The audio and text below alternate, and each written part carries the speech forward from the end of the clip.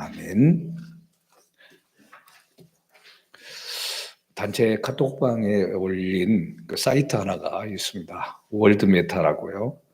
이 사이트에 들어가면 세계 인구, 또 정부, 경제, 사회, 미디어, 환경, 식량, 물, 에너지, 건강 뭐 이런 분야로 나눠가지고 지금 현재 세계의 상황들을 쭉 보여주고 있습니다.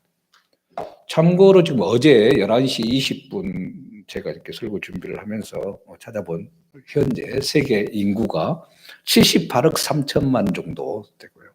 또 인터넷을 사용하는 그때 사람들이 47억 이렇게 됩니다. 그리고 어제 판매된 휴대폰 수가 300만 개 정도 되고 8억 4,800만 명 정도가 영양실조를 겪고 있습니다. 어제 11시 20분이니까 그 이후로는 더 되겠지만 14,475명이 굶주려서 죽었습니다. 지난 9월 22일 날 통계청에서 낸 통계를 보면 작년 한국인의 사망 순위 1위가 암이에요. 27.5% 이렇게 됩니다. 심장질환이 두 번째, 그 다음에 폐렴, 뇌혈관 질환, 자살, 당뇨병, 알츠하이머, 간질환, 고혈압, 이게 사망원입니다. 그럼 남녀별을 다 합쳐서 이렇게 되는데 남자만 따로 하면은 여기에 없는 것이 하나 등장을 해요. 그게 뭐냐면 교통사고. 교통사고가 9번째로 남자들은 되어 있습니다. 이런 이제 통계를 쭉 보면 알지만은 세계 통계는 보통 기본적으로 하루에 한 18,000에서 2만 명이 죽고 굶어 죽고 1년이면 6, 700만 명이 바로 굶어서 죽습니다. 그러면 올해는 코로나 때문에 기근의 어려움을 겪는 사람들이 많을 것이다. 그래서 2억 6,500만 정도가 기근에 허덕인다. 이렇게 통계를 봅니다. 전에 우리나라도 굶어 죽는 사람들이 많이 있었지만 지금은 굶어 죽는다 하면 이해를 하지 못합니다. 본인이 먹으려는 의지가 있다고 하면 어떻게든 먹을 수 있고 또 사회복지 그런 부분을 찾아가서라도 하면은 다 될 수 있죠. 코로나19 때문에 그런데 식사를 제공하는 노숙자나 힘든 사람들 제공하는 곳이 제대로 가동되지 않아가지고 많은 어려움을 겪고 있다 이야기를 합니다. 그래서 도시락을 만들기도 하고 주먹밥을 만들어서 하기도 하고 어쨌거나 사역들을 계속 지속적으로 해나가고 있긴 한데요.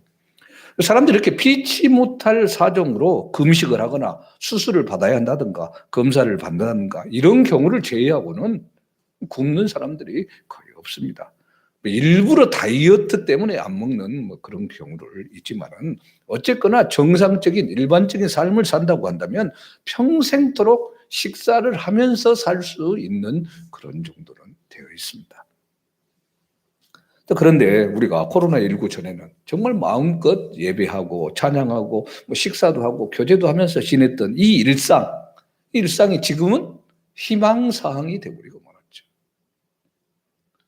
배부르게 먹을 수 있는 형편인데도 불구하고 식사를 못하게 되는 상황.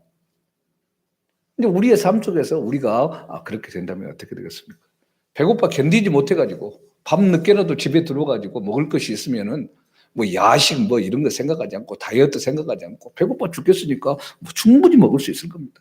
일부러 금식하는 것도 아니라면은 안 먹을 이유가 없습니다. 그런데 아쉽게도 이렇게 육체의 우리의 배고픔은 금방 느끼고 어떤 상황에서도 밤늦게라도 새벽이라도 배를 채우려고 하는데 정작 우리 영혼이 배고파 있는 영혼의 굶주림은 전혀 느끼지 못하고 있는 게 오늘의 현실입니다.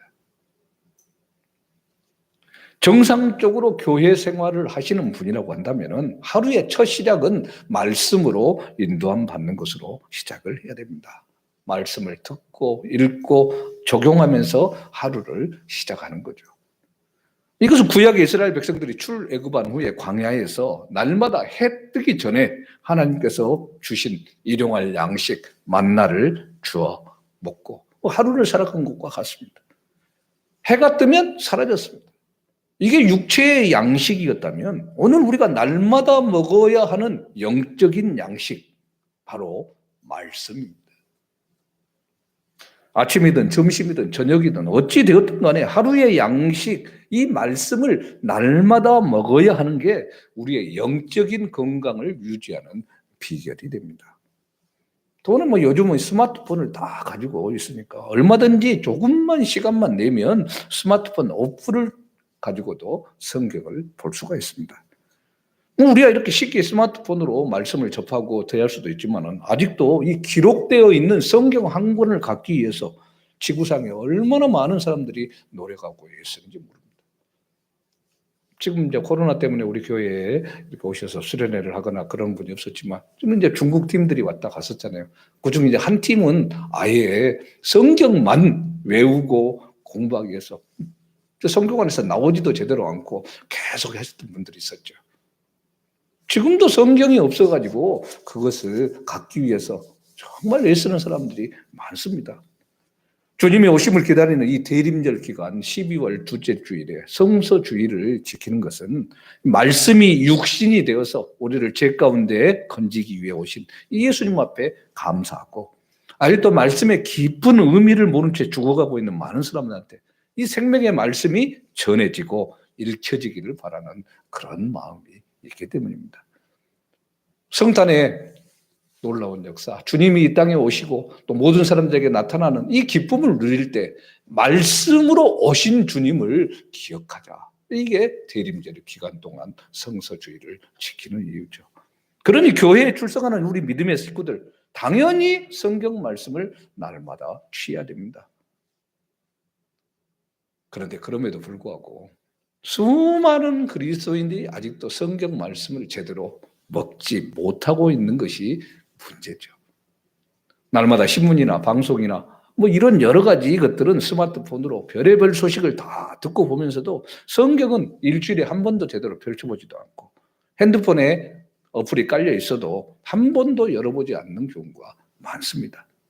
근데 분명히 알아야 되죠. 성경을 읽지 못하면은 지금은 괜찮은 것 같은데 시간이 점점 지나죠. 공갈빵처럼 강정처럼 속이 텅 비어버린 모습으로 나타나고 맙니다. 겉은 멀쩡한데 속은 병들어서 다 썩어 문드러져서 정말 힘든 삶을 살게 된 거죠. 자, 그러면 성경을 읽어야 된다. 읽어야 된다 말을 하는데 어떻게 성경을 읽습니까? 성경을 통독하는 방법은 여러 가지가 있습니다. 우리 교회는 2004년부터 맥체인 성경 읽기 방법을 통해서 계속 함께하고 새벽에도 그 순서에서 4군데 중에 한 군데를 읽고 잠깐 살펴봅니다. 오늘 저녁 7시 반에 뭐 특별히 해마다 계속해서 1년에 한 번은 맥체인 성경 기법에 대해서 얘기하지만 이것도 또 어떻게 하는지, 장점은 뭔지 뭐 또 설명을 하겠지만요. 1년에 한 번, 이 한 번만이라도 전체적인 부분들을 살펴볼 수 있는 그 모습이 돼야 되겠죠. 뒤에 이제 성경 읽기 표도 두고 뭐 했는데, 오늘 이 시간에는 전에도 공지했던 것처럼 시상을 합니다. 거의 대부분이 5번, 뭐 10번 그 이상 계속해서 해마다 성경을 통독하신 분들이 대부분이에요. 새로 읽었다고 이렇게 연락 오신 분들은 몇 분 안 돼요. 물론 새로 오셔서 하신 분들이고, 전에부터 저하고 같이 이렇게 오랜 세월을 하셨던 분들 중에 새로 읽었다고 하는 분들은 거의 없는 것이 참 안타까운 부분인데요.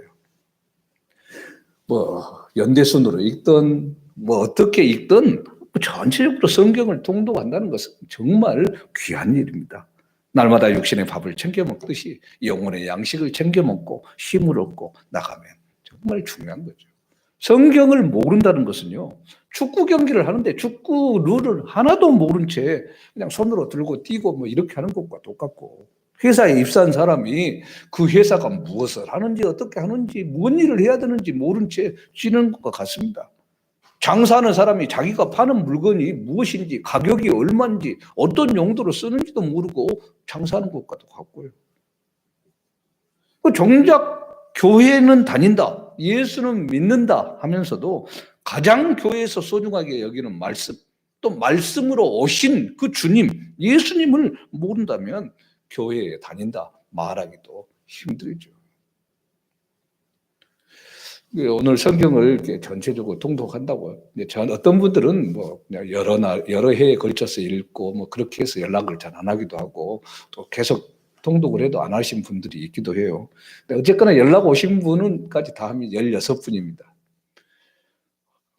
좀 많다 생각이 들 수도 있겠지만 많은 게 아니에요.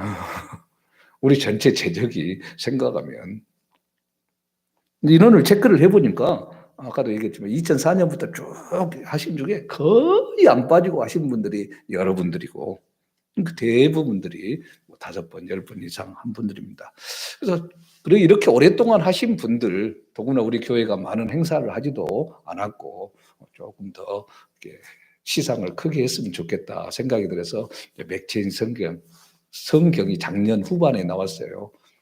작년 11월에 나왔던가 이렇게 했는데 작년에는 비싸서 뭐 선물을 못 드리고 올해 몰아서 이렇게 드리자 했어요. 5번 정도, 10번 정도 읽으신 분들 하자 했더니 최근에 이렇게 읽으셔갖고 들어온 분들이 몇 분 있는데 이분들은 빼고 주면 참 그러잖아요.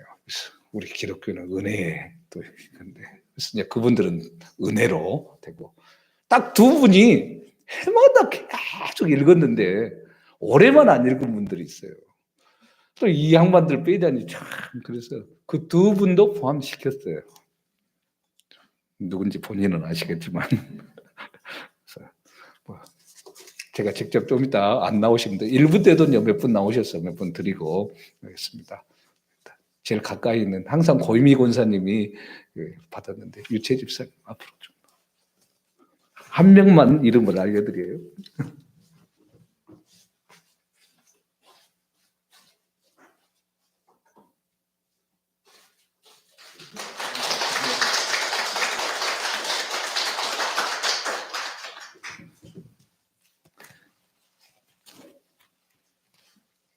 꼭 어린아이들 밥 잘 먹었다고 박수치고 아이고 잘했다 그러는 것 같죠. 날마다 먹어야 하는 것인데 제가 학교 다닐 때만 해도 우리 기독교의 구원은 개인 영혼만 구원하는 것이냐 아니면 사회 전체를 구원하는 것이냐 이런 것들을 두고 논란이 많았습니다. 많은 그래서 영혼들을 모아서 대중 집회를 하고 부흥회를 하고 뭐 하는 소위 보수라고 하는 분들은 기독교는 개인의 영혼을 구원하는 신앙이다. 이게 1순위다. 그렇게 말을 했습니다.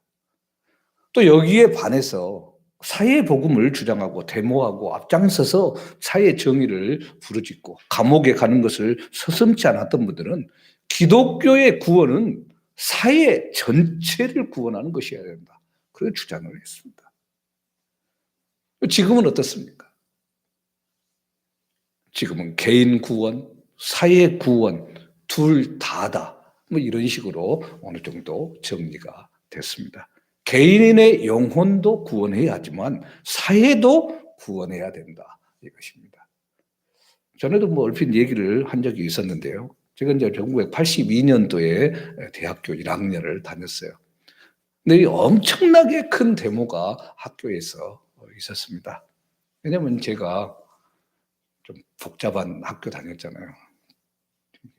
1980년 민주화 5.18 민주화 운동을 주도했던 전남대 총학생회장 박관현 씨가 1982년 10월 12일 날 광주교도에서 단식을 하다가 사망을 했었기 때문입니다. 근데 이 시신을 대학교로 한번 거쳐서 장지로 가려고 했는데 이게 이제 막 복잡해지잖아요. 그러니까 아예 학교를 못 오게 하고 따로 이렇게 다른 데로 보내버리고 막 그런 일이 있었어요. 그런데 학교가 난리를 났습니다. 근데 이 데모하는 와중에 저도 좀 같이 데모하고 했었어요. 그런데 데모하는 그 와중에 같은 과 친구에게 사형리로 복음을 전했어요. 제가 생각해도 제정신이 아니었던 사람이에요. 근데 그 친구가 그런 상황에서 예수님을 영접했어요. 그래서 한동안 제가 1학년이었지만 순장이 되어서 이 친구하고 같이 순모임을 했었던 적이 있습니다. 지금까지도 이렇게 이런 얘기를 하는 것은 무슨 얘기냐면 이런 쇠류탄이 날아다니는 이 상황, 데모의 이 현장에서도 예수님의 복음은 역사하고 계시다는 말씀입니다. 총알이 날아다니는 전쟁터에서도 코로나19가 확산되는 이 병원이라 할지라도 복음은 증거되어야 되고 하나님이 부르신 사람들은 어떤 상황이든 응답하는 겁니다. 그러니 개인 구원, 사회 구원 따로가 아닌 우리의 삶 속에서 나타나는 것이어야 되는 겁니다. 예수님은 하나님의 백성들이 이 세상 가운데서 포도나무 가지와 같다 말씀했습니다. 포도나무에 확실하게 붙어있는 가지가 맺어지는 이 포도 열매는 비록 나무는 볼품이 없고 그러지만 이 가지에서 맺혀지는 열매는 정말 맛있는 열매죠. 우리 사람들한테 큰 기쁨을 줍니다. 그리고 하나님은 예수님을 사랑하시고 예수님은 우리를 사랑해 주셨습니다. 그래서 하나님이 우리도 사랑해 주셨죠. 하나님이 죄인인 우리를 사랑해 주는 것은 예수님이 우리를 사랑하시는데 십자가에 달려서 돌아가시기까지 사랑했기 때문에 도저히 사랑할 자격이 없는 우리지만 하나님도 우리를 사랑해 주는 거죠. 예수님 때문에. 그러니 하나님의 사랑을 받는 우리가 예수님의 심장이 우리 안에서 뛰고 있고 우리 안에 한 몸이 되어서 한 피가 흐르고 있기 때문에 당연히 서로 안에도 사랑이 자리 잡아야 되고 서로를 바라보면서 사랑해야 되는 것이죠. 이게 예수 믿고 서로를 사랑하는 이 모습이 그리스도인의 표시다. 이렇게 말씀을 했습니다. 그런데 문제는 뭡니까? 세상 사람들이 이렇게 살아가고 이런 모습으로 나타나는 것을 이해하려고도 하지도 않고 이해할 수도 없고 이해하지도 않습니다. 18절 19절입니다. 세상이 너희를 미워하면 너희보다 먼저 나를 미워한 줄을 알라. 너희가 세상에 속하였으면 세상이 자기의 것을 사랑할 것이나 너희는 세상에 속한 자가 아니요 도리어 내가 너희를 세상에서 택하였기 때문에 세상이 너희를 미워하느니라. 예수님은 세상이 너희를 미워한다 말합니다. 이 세상은 누구든지 마음 놓고 살 수 있는 평범한 곳이 아니라는 말씀이에요. 사람을 구별하는 곳입니다. 어떤 사람은 내 사람, 어떤 사람은 내 사람이 아닌 이런 어떤 사람들은 불필요한 존재 따지는 거죠. 지금 학생들이 코로나19 상황인데도 불구하고 계속해서 죽어라 뭐 온라인으로든 아니면 뭐 3분의 1만 나가서 이렇게 하든 뭐 공부를 하고 있습니다. 왜 그렇습니까? 일반적으로 세상에 잘 적응해서 세상 사람들이 필요한 사람이 되어서 돈도 많이 벌고 직급도 높아지기를 바라기 때문이죠. 직장에 취직을 하는데 한 1000명이 지원을 했어요. 그중에 5명만 뽑아요. 나머지 995명은 회사에서 필요하지 않는 사람들입니다. 필요한 사람은 5명만이에요. 나머지는 다 버립니다. 우리 그리스도인들이 이 세상에서 어떤 사람들입니까? 우리는 예수님을 믿고 죄 용서 안 받고 아름답게 변화되어서 새 피조물, 새 사람이 된 사람입니다. 그런데도 불구하고 예수님은 뭐라고 얘기합니까? 세상이 너희를 미워할 것이다 말합니다. 예수님은 그 이유를 21절 하반절에서 말씀하죠. 이는 나를 보내신 이를 알지 못함이라. 하나님을 아는 것과 알지 못하는 것, 이 차이다 그 말입니다. 가장 중요한 것은 뭡니까? 그래서 하나님을 아는 것, 하나님을 아는 지식. 우리가 하나님을 몰랐을 때는 다른 사람들과 똑같았습니다. 가족이 중요하고 친구가 중요하고 사회에서 인정받고 성공하고 높아지는 것, 이것이 인생을 사는 목표였습니다. 그런데 예수를 믿고 난 후에 우리의 가치관이 달라지는 겁니다. 이전에 옳다고 생각했던 게 틀린 것이 되고 그전에는 정말 중요하게 생각했던 것이 이제는 중요하지 않습니다. 당연히 가족관계가 중요하고 친구도 중요하고 이 세상에 성공하는 것 정말 중요하지만 이것들보다도 더 하나님을 아는 것이 더 중요해진 거죠. 이 사실이 우리를 완전히 다른 사람으로 바꿔놓습니다. 태풍이 불고 비바람이 치는 캄캄한 밤에 정전이 돼버려요. 그럴 때 촛불 하나가 얼마나 소중하고, 그러다가 전기불 들어오면 박수치고 환호하고 뭐 그렇게 되죠. 날이 새서 모든 것이 잔잔해지고 찬란한 태양이 환하게 비치면 그렇게 소중하게 여겨졌던 촛불, 박수쳤던 전기불, 뭐 별 아니죠.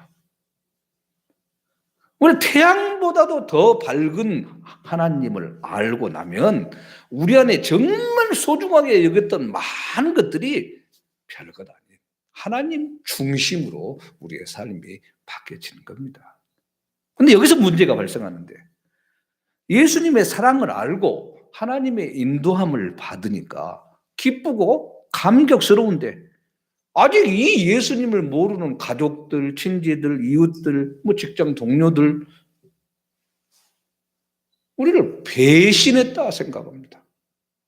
같이 안 놀아요. 전에는 같이 놀고 똑같이 일을 행했는데 어느 순간부터 안 합니다.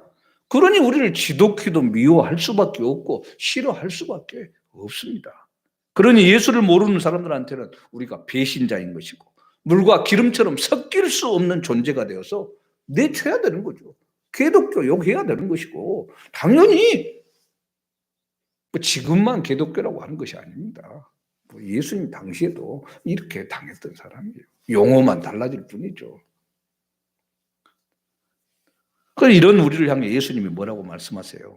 이 세상 사람들이 우리를 미워하기 전에 예수님을 미워했다는 이 사실을 기억해라 말씀하죠. 그리고 20절입니다. 내가 너희에게 종이 주인보다 더 크지 못하다 한 말을 기억하라. 사람들이 나를 박해하였은즉 너희도 박해할 것이요 내 말을 지켰은즉 너희 말도 지킬 것이라. 예수님이 이 세상에 오셔서 오직 진리만을 말씀하셨고 병에 힘들어하는 수많은 병자들을 고치시고 인간으로 할 수 없는 많은 기적을 행하셨습니다. 예수님이 누구를 미워한 적도 없고 어느 누구에게 해를 끼친 적도 없습니다. 그런데 이 세상 사람들은 이처럼 엄청나게 좋은 도움을 줬는데도 불구하고 예수님을 싫어하고 미워해서 십자가에 못 박아 죽이십니다. 죽입니다. 25절. 그러나 이는 그들의 율법에 기록된 바 그들이 이유 없이 나를 미워하였다 한 말을 응하게 하려 합니다. 말씀에 나와 있던 말입니다. 예수님이 이 세상에서 미움을 받을 만한 일을 한 것이 없지만 그럼에도 불구하고 사람들이 이유 없이 미워한 것, 예수님이 이 세상에 속한 분이 아니기 때문이죠. 소속이 하늘나라 소속이 되다 보니까 이렇게 된 거예요. 기독교와 세상의 갈등은 이 세상 모든 것이 주인이 누구냐 하는 이 갈등입니다. 소위 소유권이 누구에게 있느냐의 문제예요. 예를 들면 제가 한 달 후에 저희 가족이 이민을 떠나게 됐어요. 또 이렇게 또 예를 들면 또 목사님이 이민 가나 또 말이 또 이상하게 딱 이 부분만 떼갖고 들으면 그러는데 이민 안 갑니다. 우리 집이랑 가재 도구 딱 올렸어요. 당근마켓에다. 우리 배남 집사처럼 올렸더니 그냥 즉각 나가고 애로사항 있는 것처럼 딱 내놓자마자 팔려버렸어요. 집도 팔려버리고 뭐 가재되고 다 팔렸어요. 그런데 앞으로 살 날이 한 달은 더 살아야 돼요. 이거 어디 빌려갖고 살기도 그래. 그래서 주인한테 산 사람한테 좀 사정했어요. 제가 월세 내면서 지낼 테니까 여기서 살게 해주세요. 그래서 주인이 오케이 계약서 딱 여기서 월세 계약으로 딱 했어요. 자, 그러면 지금 이 집, 내가 살고 있는 이 집, 이 물건이 내 겁니까? 아니면 이것을 산 사람 소유 것입니까? 초등학교 1학년한테 묻는 질문을. 뭐 당연히 내가 것이 아니죠. 산 사람 거죠. 살기는 사는데. 마찬가지로 지금 복음이 그렇습니다. 우리가 가지고 있는 모든 것의 소유권을 하나님 앞에 넘겼습니다. 우리가 넘겨야만 진짜 살기 때문이에요. 복음은 그래서 우리의 입이나 우리의 귀나 우리의 머리, 우리 가슴, 우리의 모든 소유권을 다 주님께 넘기는 겁니다. 예수 그리스도를 영접하고 우리 마음에 주님을 모시는 그 순간 주님이 내 마음의 왕자에 앉아 계십니다. 주님이 우리의 삶을 주관하고 모든 것을 이끌어 가시죠. 자, 그러니 당연히 뭐가 고장나고 깨지고 문제가 생기면 내가 끙끙대면서 이 문제를 어떻게 풀어야 될지 이게 아닙니다. 내가 수리비 내고 지출하고 기술자 부르는 게 아니라 주인에게 말을 해야죠. 나는 그냥 거기서 새들어 사는 사람이니까. 그 모든 것들을 주인이 다 치료해주고 고쳐주고 비용 지불해주고 해나갑니다. 자, 그러니 얼마나 편합니까? 그래서 차량을 요즘은 렌트를 장기 렌트하는 게 더 편하다고 자꾸 그래요. 권혁 집사님 신경 쓸 일 없잖아요. 렌트하니까.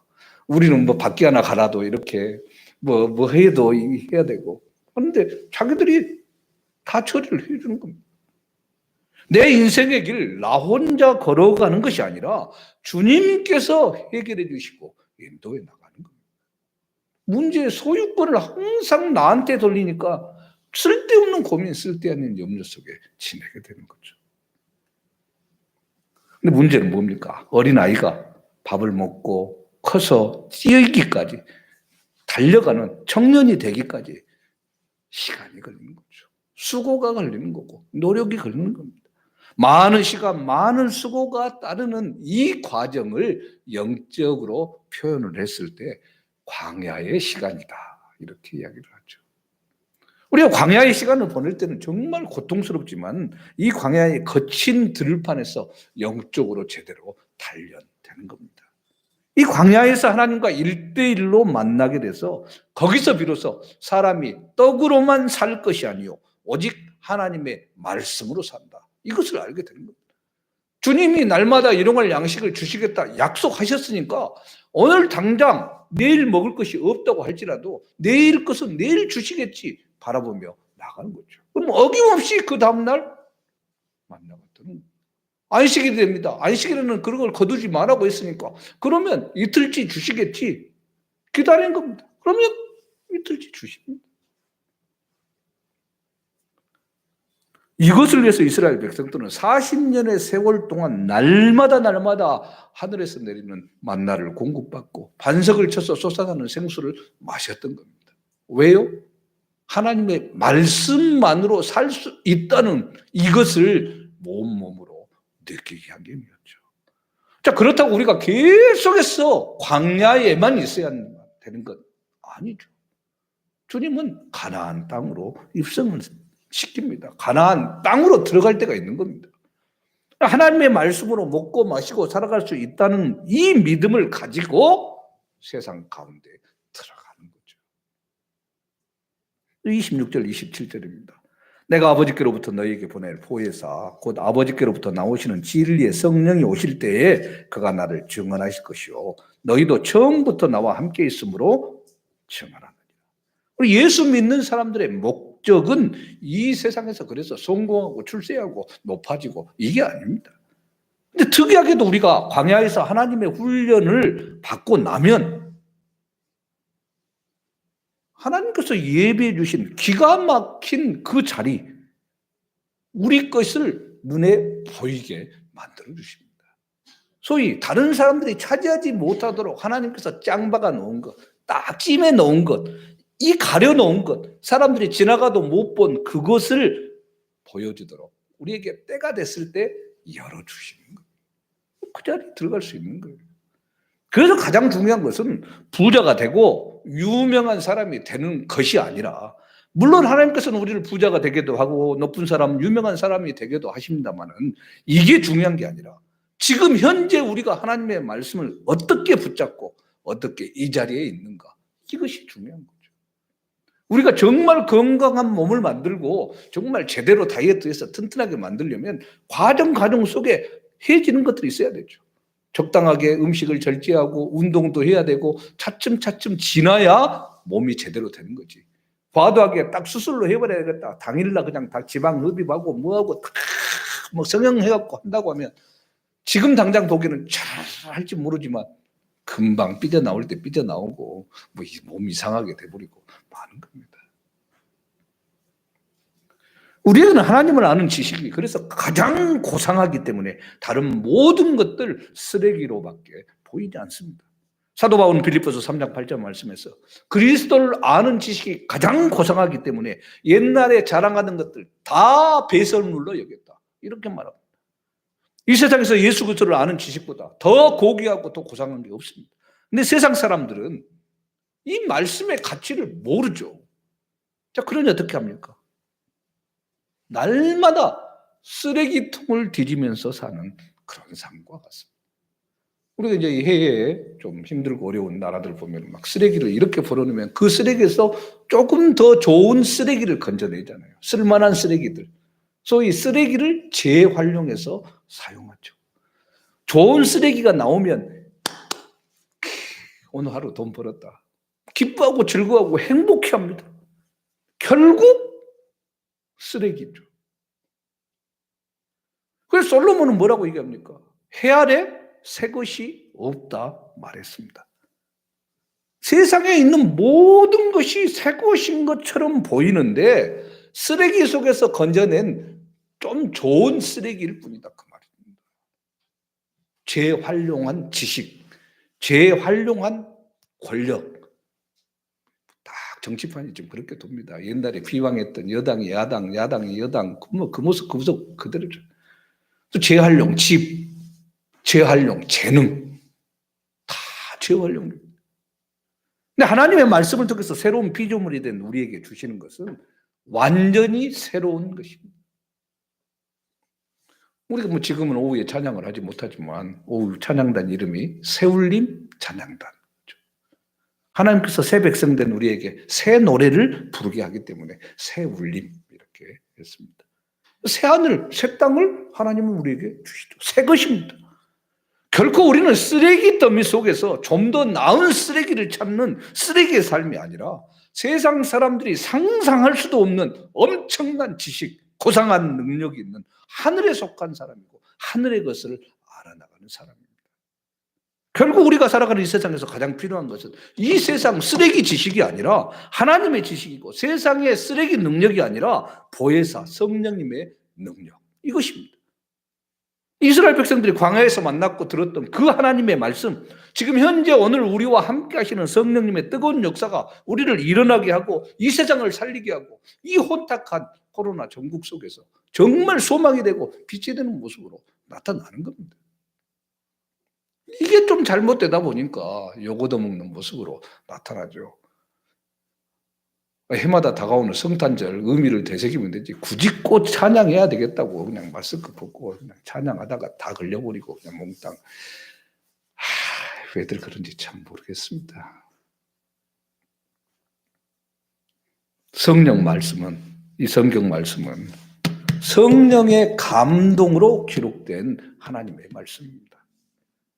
이 하나님의 말씀을 제대로 그래서 이해하기 위해서는 당연히 성령의 인도하심이 있어야 됩니다. 성경 단순하게 지식적으로 알려고 읽는 책이 아닙니다. 지식적으로 몇 번을 읽은 사람들이 있습니다. 그 사람들이 이상하게 변질돼서 계속 성경을 까고 누르고 막 그러는 사람들이 지금도 방송에서 나오고 그러죠. 그 사람도 성경 여러 번 읽었어요. 지식적으로 어느 누구보다 뛰어나요. 근데 성령의 감동으로 받아들이지 않기 때문에 머릿속에만 있는 것이지 생명, 살아있는 능력의 말씀으로 다가오지 않는 겁니다. 살아있는 말씀, 예수 그리스도의 몸이 바로 성경입니다. 그래서 성경을 제대로 읽고 이해하려면 성령께 기도하고 잘 이해해 줄 수 있도록 우리 안에 뛰는 이 예수 그리스도의 심장이 정말 기쁨으로 활기차게 모세 혈관 곳곳에 피가 나가는 것처럼 말씀을 통해서 우리가 살아날 수 있도록 그렇게 나가는 거죠. 말씀, 생명의 양식입니다. 먹어야 우리 곳곳에 피가 도는 것처럼 영양분이 공급될 수가 있습니다. 100번, 1000번, 10,000번 평생의 삶 동안 계속해서 강조하고 또 강조해도 부족하지 않는 말씀. 이 말씀을 우리가 더 읽어나가고 그래서 16명이 아닌 전체가 다 하나님 앞에 정말 내년 성서 주일 때는 기쁨으로 선물 안 해도 되는, 아이고 밥 잘 먹었다 이렇게 안 해도 되는, 그래서 전부 다 박수 칠 수 있는 그런 모습으로 나가는 그때를 기대하며, 또 우리 이번 한 주간 코로나 정복에 힘내면서 열심히 살아가는 우리 모두가 되기를 주님으로 축원합니다. 아멘. 살아계신 하나님, 하나님의 특별한 은혜와 은총 가운데 대림절 특별히 성서주일로 오시는 주님을 바라보고 말씀으로 오신 이 땅에 함께하신 그 주의 역사를 우리가 더 생각보게 하신 것을 감사합니다. 우리가 날마다 음식을 먹으면서도 주님의 음식은 우습게 생각하고 먹지 않으므로 우리의 속이 텅 빈 강정처럼 그렇게 나아갔던 삶이었던 것을 되돌아보며 이제 말씀의 자리에 굳게 서도록 주여 함께하여 주시옵소서. 생명의 양식을 날마다 공급받아서 우리의 영이 살찌고 더 건강해지고 하나님 앞에 아름답게 서도록 주장하여 주옵소서. 감사드리며 예수 그리스도 이름으로 기도합니다. 아멘.